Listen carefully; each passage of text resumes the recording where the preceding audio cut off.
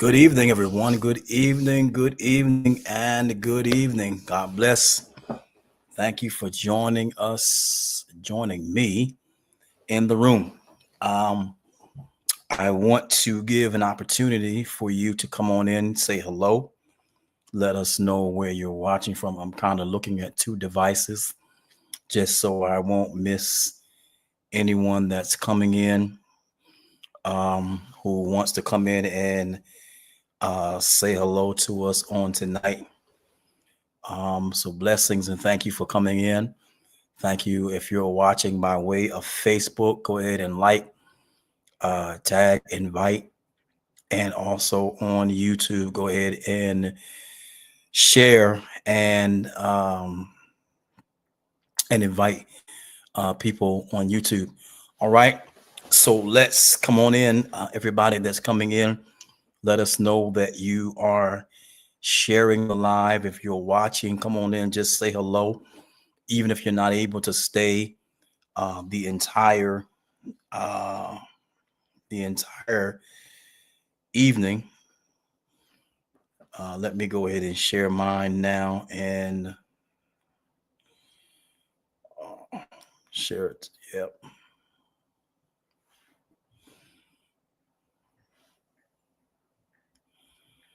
I'm going to say join us in the room. Going to do that right now. How about that?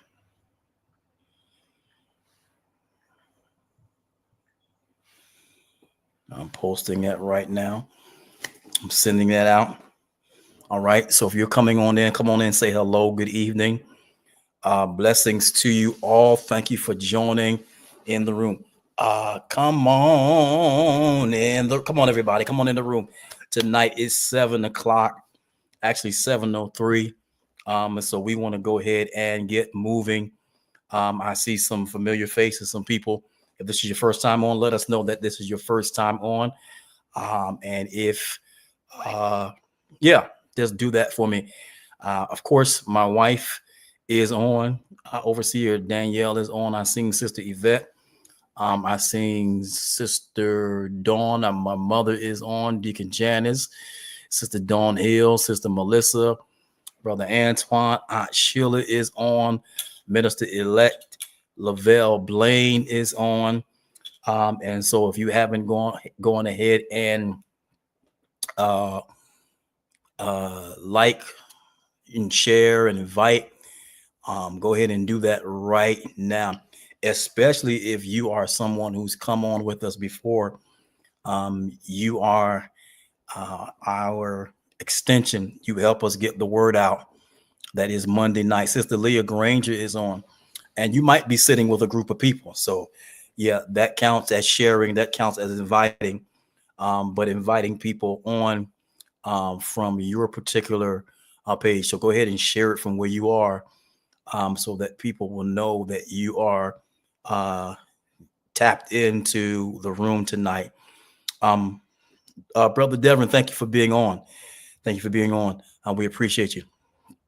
So, of course, the room is a place where we have been called to inspire, to encourage, to uplift, to share a word, to give instruction. This is that space and this is that place. I know Sundays we typically are in our worship centers, but this is that space and this is that place, because this is just this is something I believe the Lord has given for us to do. I believe there's some things you've been called and mandated to do, and and if we are not careful, we can let those seasons ride past us when God is telling us to do it. And I'm gonna tell you the truth, I was a little skeptical about starting this, about jumping into this, because I'm not the individual that is the live person. I'm not that individual where get in front of the on the live stream and begin to talk. That's really not me. That's really not me. But when you feel a pull, when you feel a mandate, that is something that you've almost been assigned to do, it just won't let you loose. It just won't let you have some level of liberty. Kimberly, thank you for being on. Thank you for being on. Mother Jackie, that's Sister Kimberly Reagan Smith, Kim. Thank you for being on. Mother Jackie's on. Quran. Brother Quran, thank you for being on. Brother Jackson, we appreciate seeing you. We appreciate seeing you. So this is part of the reason why um, uh, that we do this, because we've been mandated to do this. We've been called by God to do this. And some of you may not be adjusted. Brother Tone, hey, cuz, how you doing, sir? Good to see you, man. Hope you're doing well. Uh, Sister Webb, thank you for being on. Some of us may not be comfortable getting back into the rhythm, and I know it's been a while since pandemic has been kind of ushered in and out. We've kind of settled some things and kind of got back to a normal setting. But some of us have not grown comfortable to getting back in the space or buildings called church. So guess what we've got to do? We've got to bring what we do to you, right? We've got to bring what we do to you. And this is a part of the commission where we are called to go into all the world. Now, I get it. Social media is one of those devices, one of those opportunities for us to be able to share the good news, be able to share from the heart of God with you. And so that is part of the reason why we come. And prayerfully, through a moment like this, God will use it as an opportunity to draw you to Him, and that you would find a place that you can worship, that you would find a place that you can settle your heart and join in with other believers. And so that's a part of why we do it. It's really not for you to see my face, right? Because the reality is, Deacon-elect Sharon, thank you for being on. It's really not about you seeing my face or hearing my voice. It's really about you understanding that God is using this platform as a tool. It's about me understanding that, but you also understand this is a tool in which God uses.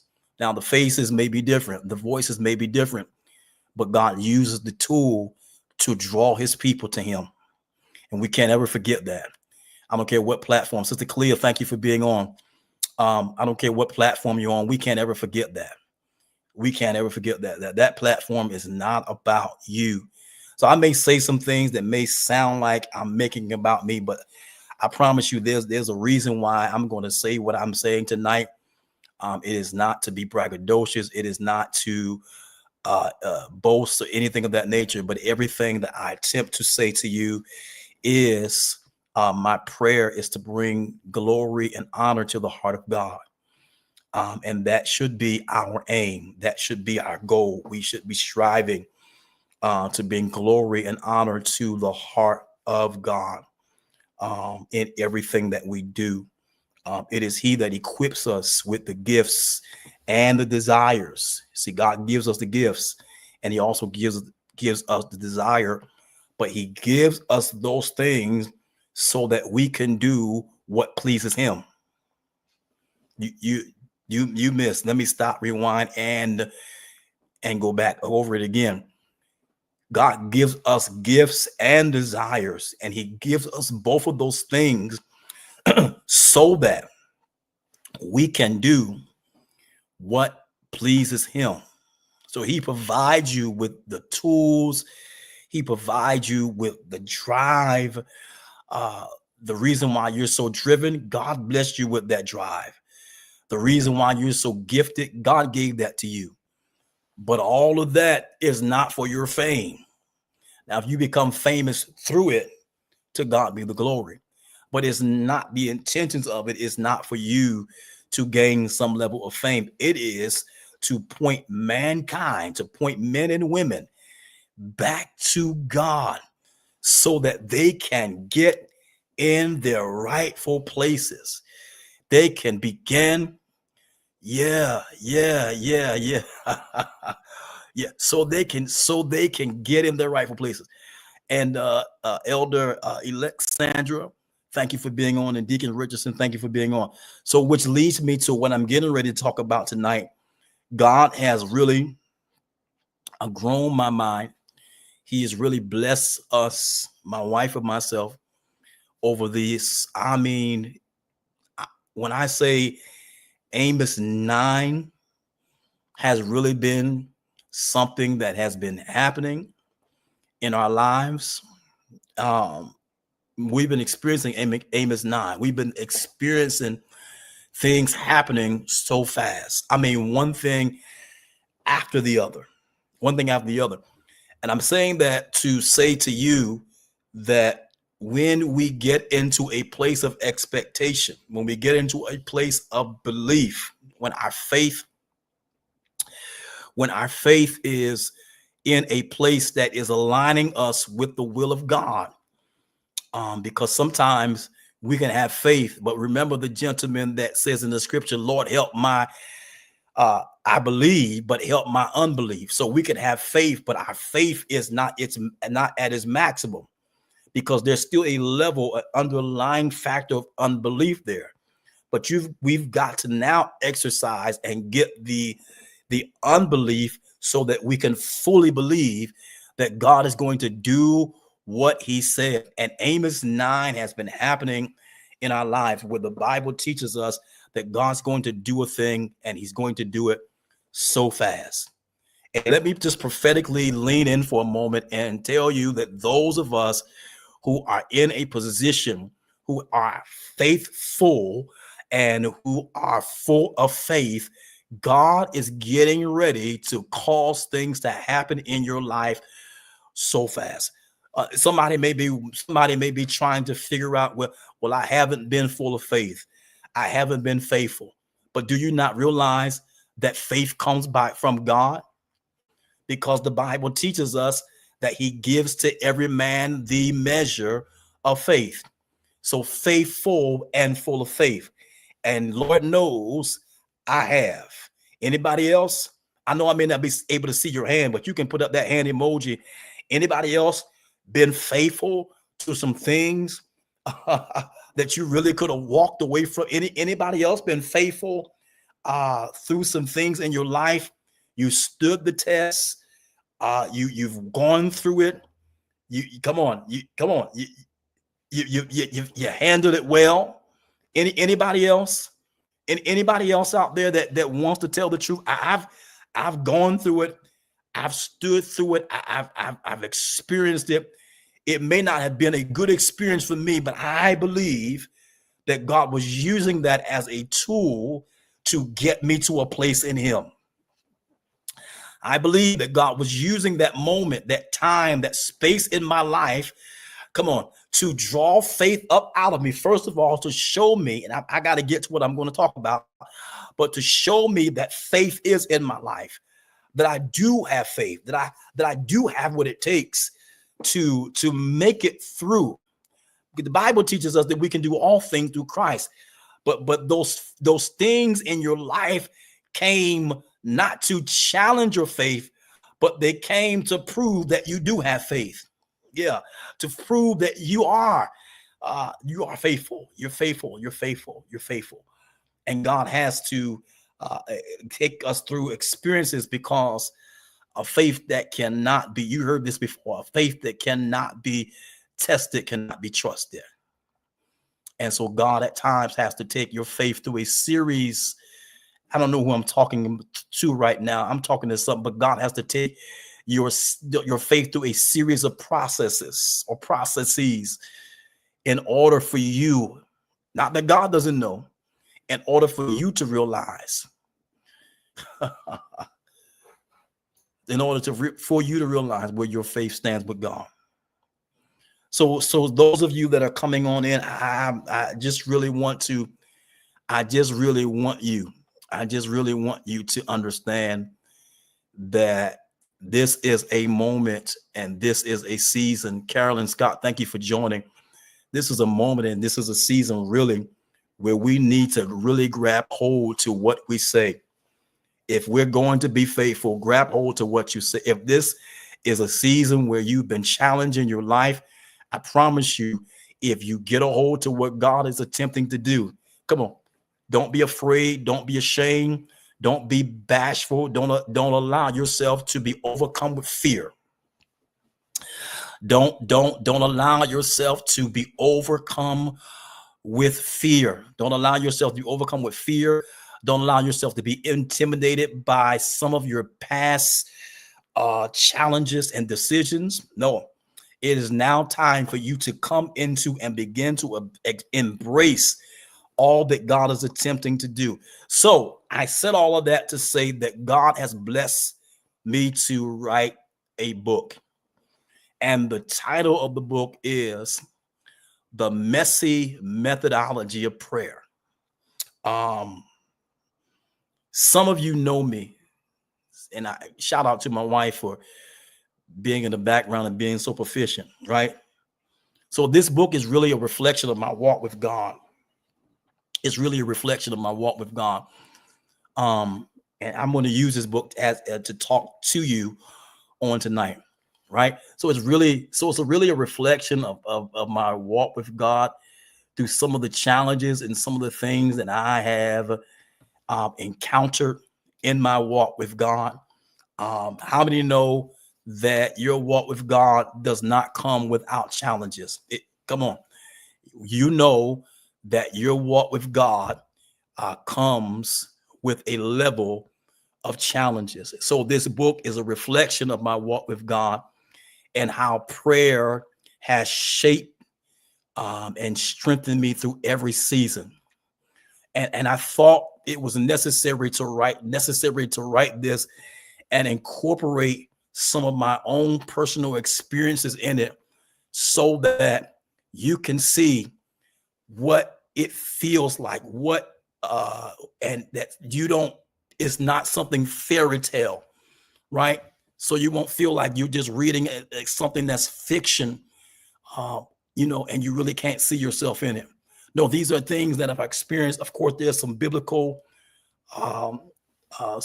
examples in the book, but there are some personal experiences in the book that will that I open up and let you know that these are the things that God has allowed me to experience.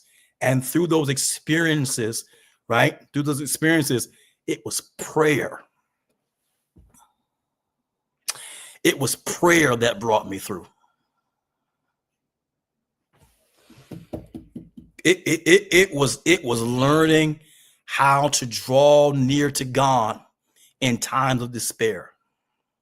It was learning that when challenges that, my goodness, were overwhelming and overbearing and called you to be in a place where I felt like quitting, where I felt like throwing. It was messy prayer. And what do you mean messy prayer? Because some of you say, well, Pastor, we know you to be a man of the word. We know you to be a man that prays the word. And we know you to be a man that leads prayer every morning at 5 a.m. But if we're going to be real, because if we're really going to be real, we got to know that there are times in life where it just hits us so hard that even the people that have these regimens in their life, pray the word, do all they can to live the word, like myself, praying at early hours in the morning, and many of you have been doing that before 5 a.m. prayer came into existence, right? But it's when life gets really real and you don't have the words to express to God. It's in those moments where you can be real with God. It's in those moments that you can just tell God, this hurts. It's in those moments that you can tell God what it is that's really on your heart. It's not that you're going to be disrespectful to him, but it's those raw, relevant, and real moments that make up messy prayers. It's those messy moments in your life. It's those moments in your life when you don't know which way to turn, when all you've got is a holler, when all you've got is tears. It's those moments in your life. It's in the when people don't understand, how can you stand there and take that? It's in those moments when you're quiet. Oh God, help me. Let me okay. Let me not get too emotional, because I'll start crying. But it's in those moments. It's in those moments that you're wondering, God, do you even hear me? It's in the real stages of life where where your prayers are not based upon what the Bible. It's not the thus and not the thous, and it's not the thus saith the Lord. No, it's not reminding of God of what he said. God, I didn't put myself in this. It's being raw. It's being real. It's those moments where those things are considered messy prayer. Because the truth of the matter, most of the situations that we find ourselves in, we did not put ourselves there. I'm sure Daniel would have considered not to have to go through a lion's den in order for God to have to show him his miraculous hand. I'm sure David would have desired to not have to go before a giant who was 3 and 4 times his size to prove that he was on the Lord's side. I'm sure Moses would not have desire to have to stand in front of a body of water with millions of people standing behind him, ready to turn back to a place of bondage. I'm sure he would have desire to go another way. And although Moses did have another way, God decided to take him the way of the Red Sea. It's in those moments of despair. It's in those moments where people that say they had your back or turn their back on you. It's in those moments where they're crying Hosanna in one moment, God, and then crucify him in another. It's in those moments when Jesus is in the Garden of Gethsemane. He's in the Garden of Gethsemane praying. And I was just contemplating on this. He's in the Garden of Gethsemane praying, Father, if it be possible. That's a messy prayer, because I don't have the adequate words. And I know it's your will for me to die. But if it be possible, I got to be real with you. I really don't want to do this. I got to be real with you. I really don't want to go through it. If you got another plan, you got another way, you got another way out of this, show me right now, if it be possible. It's in those moments you got to be real with God.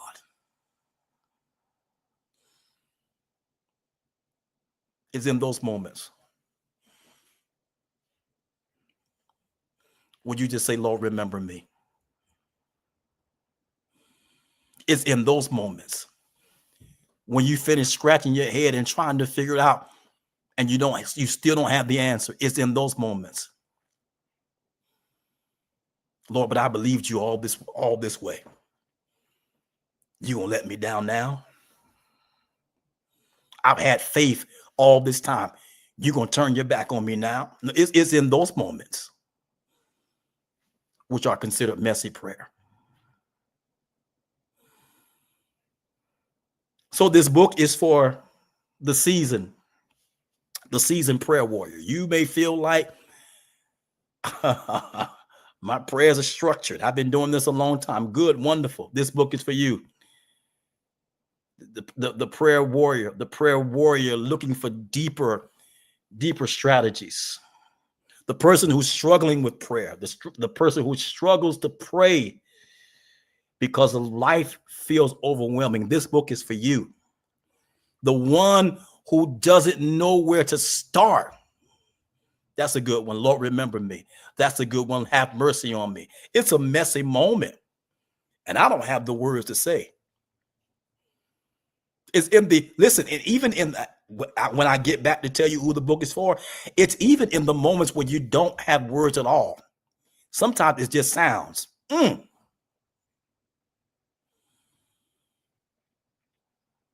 Mm.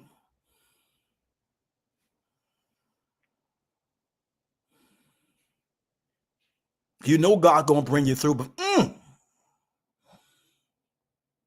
that's a close one. It's getting too tight in here.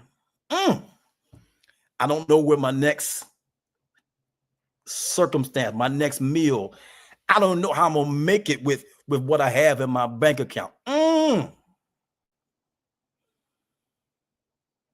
got to tell God, God, you see this, right? I know that doesn't line up with what the scripture says, but God, you see this, right?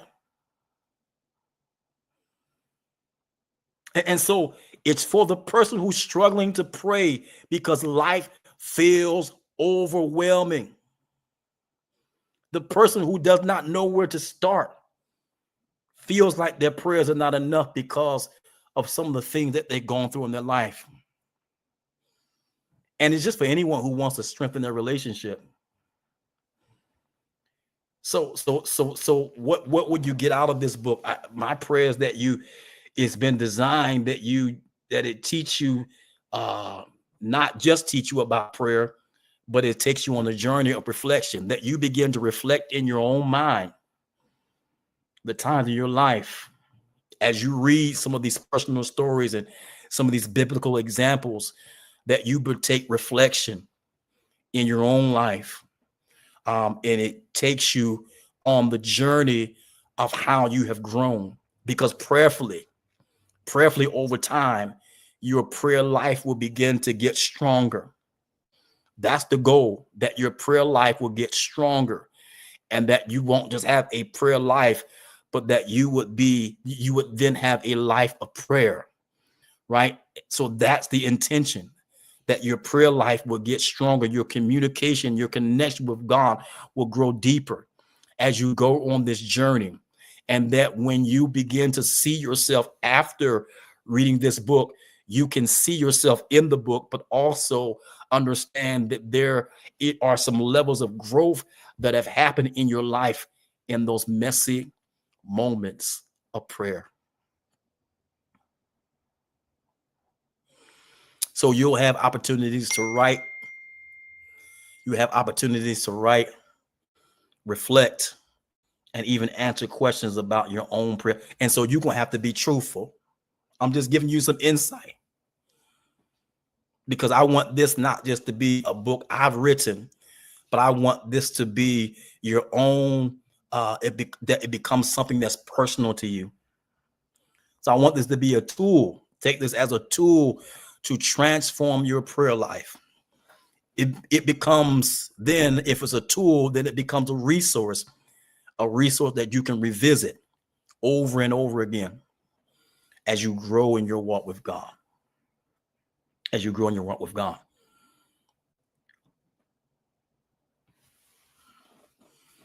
But I can tell you right now that in those moments where I felt like quitting,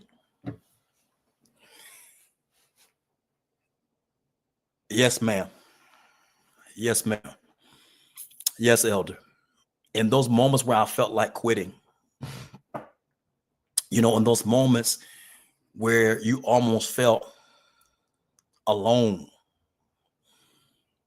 where you felt like you didn't have anybody, where you felt like what you were connected to wasn't it.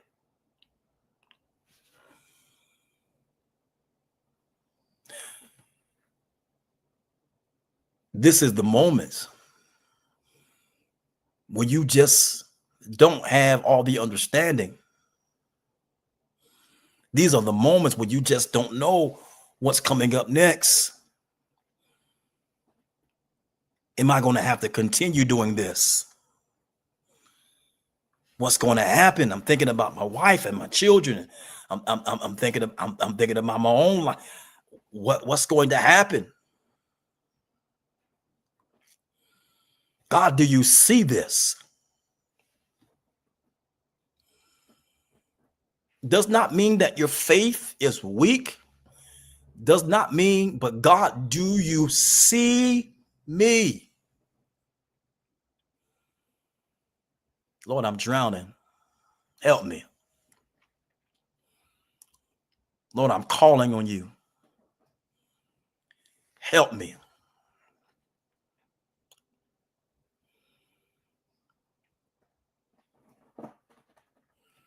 There are moments, brothers and sisters, you will not have polished prayers every time. It won't sound perfect. You may just weep. You may not have the words, but you have the tears. You may not have the words, but you may have the tears.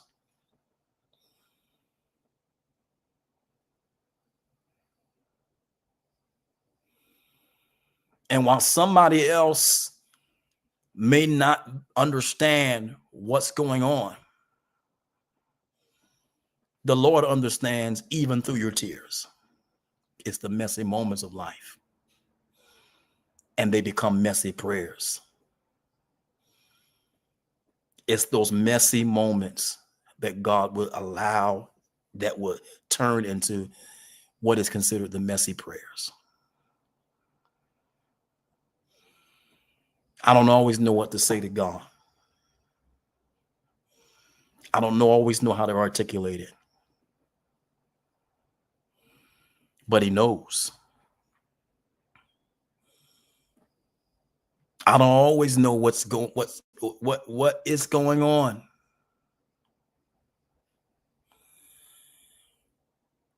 You get over some hurdles in your life, and then it seems like here comes something to take the wind out of you again. What is going on? But the one thing I don't want us to take from this or allow to begin to happen is I don't want us to begin to get angry with God. He wants you to be real with him. He wants realness out of you. God is not looking for you to be a carbon copy of someone else. He wants the real, raw, relevant you to come before him.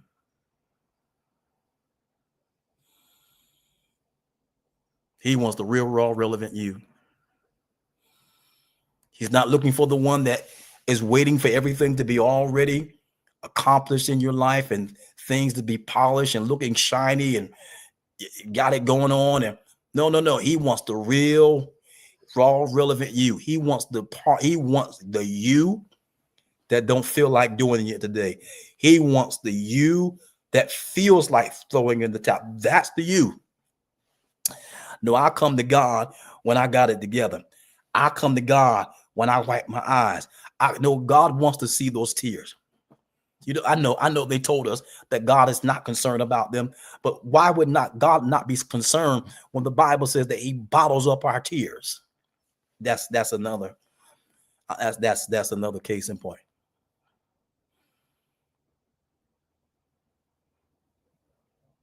It's the messy moments of life. So you might be seasoned in prayer, but you might need to get some more strategies. But it's the messy moments. And God's going to help us and show us where we've grown and how we need to grow.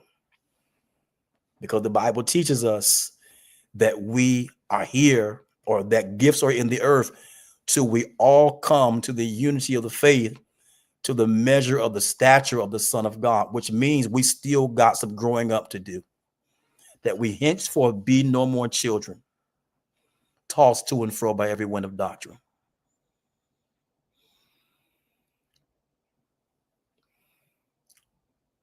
God's going to show you that you're going to go from tears to being able to express his goodness, and then be able.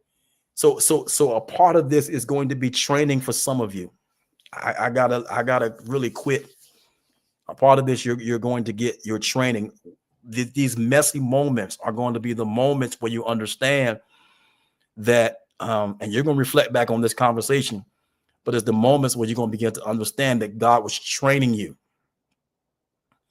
right? He was training you not for your right now, but for where you're going, right? He's training you not for where you are, but for where he's taking you.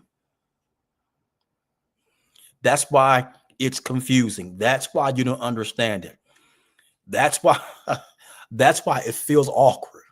That's why sometimes it feels overwhelming. That's why, because he's training you not for where you are. He's not training you for what you have learned how to master. See, we've learned how to master this particular season, and we've learned how to master certain things in our lives. At this particular, we know how to turn it on, and we know what to do. But he's preparing you for your next. Right? He's preparing you for your next. He's getting you into a place where you can become more disciplined. He's getting you to a place where you become more discerning. He's getting to a place where you become more focused. But he is training you for your next. He's preparing you for your next. So he's taking you through something in your now, getting you ready for something in your next. And in the process of getting to your next, you will have moments, even though you know God is with you, you'll have moments where you have messy prayers.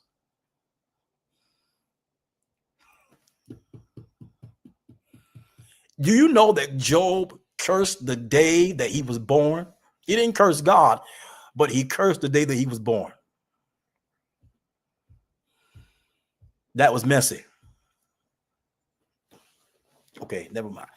Job cursed the day that he was born because his life was in such a place.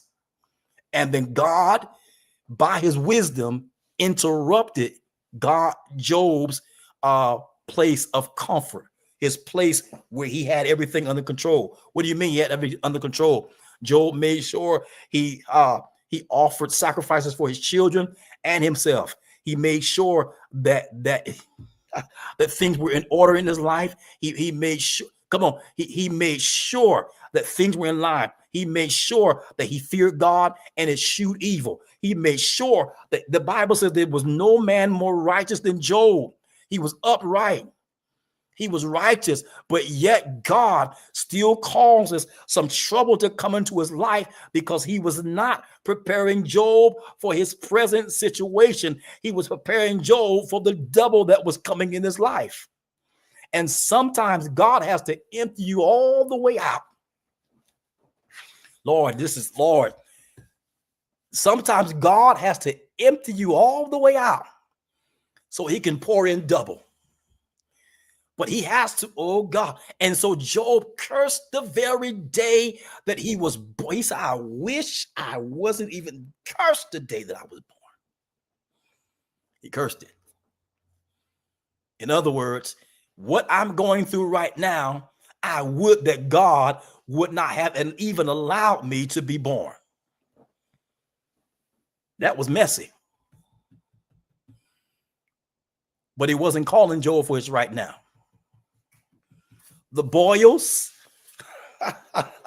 the boils on his body, hallelujah, were a sign of where God was going to. Now, Job didn't see it that way, but it was a sign of where God was going to take him.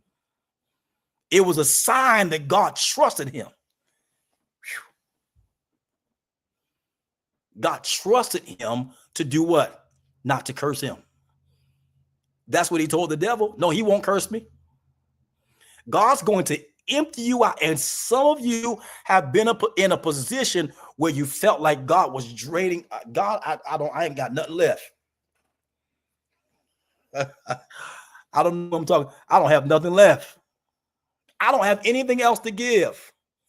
Wait, let me pause for a moment. And the honorable bishop is on. Thank you so much for being on, sir. We honor you.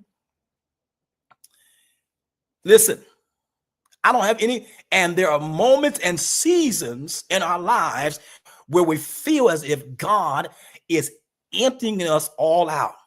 But you know what's being emptied out of you? You.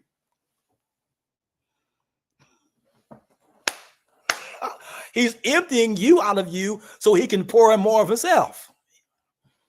But Job, my God, Job was an example of God taking everything away from us and then bringing us to a place and showing us that double was my portion. But before he got there, he cursed the day that he was born. And before you curse the day you were born, open your mouth and tell God the raw truth.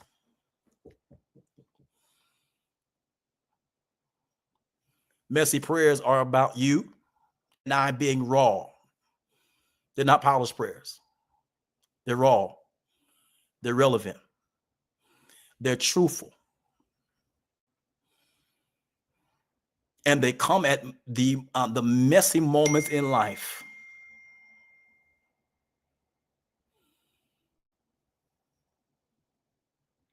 They are at the messy moments in life.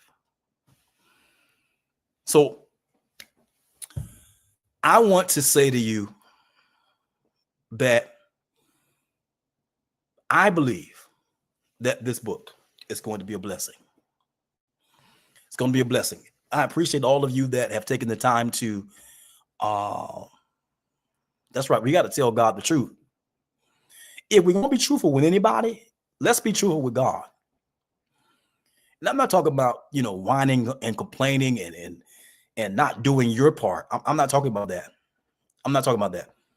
Because some of the things we're going through is because some of us have paused and just waiting on God to do it all. I'm not talking about that. But I'm talking about the fact that in moments where you don't understand, you can tell God things in prayer that are raw, that are real, and that are relevant. The bishop's already ordered his. Some of you as well have already ordered yours. My sister is on. Patricia Streeter, thank you for being on. So what we're doing right now is offering, and I think the offer is ending on the 20th, which is this coming Friday, I believe. A $39.95 or 99. $39.95 offer, a pre-order offer, right? The messy methodology of prayer. And what's going to happen is that you're going to receive a paperback copy that will be coming to you in 2025. But on Christmas Day, you will get an electronic copy that you will be able to read while others are waiting on paper copies. Those that won't take advantage of this, you'll get a paperback copy, you'll get a prayer journal, and you'll also get an ebook on Christmas Day. But the prayer journal and a paperback copy will come to you in January of 2025. And so you have instant access to the ebook on Christmas Day, so you can start reading yours right away. I want to offer you exclusive content and resources, but it's only going to be available for those of you who take advantage of this bundle. And so I want you to begin to do and put your orders in before Friday is over. After Friday, we are closing the exclusive bundle opportunity. So if you feel that you need to get you a copy, it's Christmas, right? Why don't you bless somebody else? Because it'll be investment in someone else's spiritual walk. I'm just giving you an idea. It's the Christmas holiday. It's a perfect gift for someone who is desiring to have a deeper spiritual walk and grow spiritually. And so I encourage you to get the bundle. I encourage you to get the bundle because it's only available this week. Friday is the last day. Friday's the last day. All right. After that, each one of those components are going to be sold separately. Each one of those are going to be sold separately. So it's probably going to be beneficial to get the entire package for one price rather than paying individual prices for each one of them. All right. I pray, man, that I've said something tonight that really is encouraging to you, but also to help you understand you might not have it. See, you might not know Matthew, Mark, Luke, and John and what they said. You may not be able to recall that. But you do know that if you don't know that God is still waiting on you to open up your mouth and communicate with him. You can develop into that. You can develop into being a person who prays the word. But right now, if you're not there, don't allow yourself to keep you from having a connection in the walk with God, because we're being told that's how we should pray. But everybody that started off praying didn't pray that way, including yours truly. See, that's the honest part that we've got to say. We've matured in prayer over the years. That's what we have to tell people. We didn't start off polished. We started off saying some things wrong, and when we heard ourselves, it was like, Lord, why did I say that? But in moments where you don't understand, his ears are open unto the cry of the righteous. The scripture says that he's near unto those who are a broken spirit, who are of a broken spirit and a contrite heart.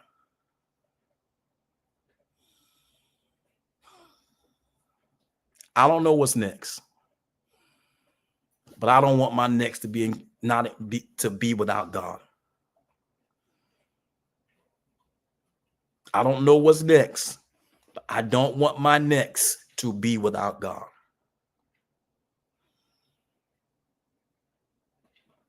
So if you got to grab a prayer partner, if you got to join a prayer line, ours or someone else's, get in the church that prays, that believes in prayer, get connected with a group of people who can help you in prayer. Begin to get a copy of this book, do a study on prayer, and begin to put it into practical steps so that you can begin to develop. I'm giving you tools right now, but do not allow yourself from this day forward to not pray and grow in what God is calling you to do and get connected with God. Begin praying now. And when you get this book and get this journal, you'll begin to see how your prayer time, your time with God, how you have grown and developed over time. That's the key. That's the key. So I don't want you to do what's next. I don't want your next. I don't want my next to be without God. So make today your time where you approach him and come before. God, tell him, I really don't know what to say, but I can no longer live without you. I can no longer live without having communication with you. I can no longer live without giving my life and yielding myself over to you. So I said all that to say that we absolutely appreciate you and we thank you. Those of you who are choosing to purchase this book, purchase multiple copies, Give it as gifts. We are appreciating you. Those of you who are taking advantage of the exclusive bundle, thank you so much. I want you, if you can, do me a favor. Those of you that are in social media, Facebook, other socials, if you could share this, or when you see it, share. Make sure you say something. When you see it, share it. Make sure you say something to encourage people. If you ordered yours, make sure you say. Be sure to say something. I'm only asking you to do that, if you will, to just to say something when you see these posts that you've ordered your copy, so that we can encourage others to order theirs as well. All right. We believe it's going to be a blessing. And if you believe that as well, then help us to get the word out concerning this, what we know the Lord is doing in this hour. We absolutely appreciate all of you on tonight. We absolutely appreciate all of you on tonight. If it's your desire to sow a seed, go ahead and do so. We're not asking you to do that, but if that's your desire, because I know some people don't like getting on and not sowing. So if that's your desire to sow a seed, go ahead and sow tonight. Go ahead and sow tonight. All right. But until the next time, we'll be back with you the next time. The ways to give are on the screen. You can go to my Facebook page, my wife's Facebook page, and we'll be putting the information there on how you can purchase the book, get this bundle, and all those things. So look for some upcoming things going on at the Restoration Place. We can't wait to see you all on this coming Sunday. I know we got Wednesday, but this coming Sunday, we'll be having our Christmas celebration together. So if you are not busy and you're here with us in this region, come on by and see us. We'll be having our we're in the movie theater, but we're going to be celebrating. We're going to have our Christmas celebration, and it's going down, right? And so let's make sure we get there. The following Sunday after that, we'll be having it will be our vision casting Sunday. We wanted to make sure that we got that in. All these wonderful graphics that you see done have been done by that beautiful lady that's standing by me in those pictures. The reason why I smile so bright is because she makes me look good. And that's why I smile so good, because she's so beautiful. So you don't see me. I'm glad she's on there, because she's prettier than I am. Yeah. And so she makes me look beautiful, look good. And so that is the vision casting on the following Sunday. And then on the 31st, which is New Year's Eve, we'll make sure we show you that flyer on Wednesday. But we'll be with Overseer Betterson and the Saints of Victory Temple. I believe some other ministries will be there as well. She is a beautiful person, isn't she, Sister Patricia? So we'll be with Victory Temple and all the other saints there on New Year's Eve night. We'll talk about that a little bit more on Wednesday. Be sure to join us on Wednesday. If you are not busy in the morning at 5 a.m., join us in prayer.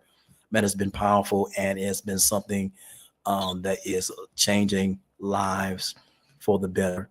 5 a.m. on Zoom. I believe we're also on YouTube as well. So we look forward to seeing you in one of those spaces or places. Until the next time, I pray the Lord bless you. I pray that he keeps you, causes his face to shine upon you and be gracious unto you, that the Lord would lift up his countenance upon you, and that he would give you his peace, and that he would do that with nothing missing, lacking, lost, or broken in your lives. Until the next time we see each other, I pray you be blessed and you be safe. All right. Take care. Peace.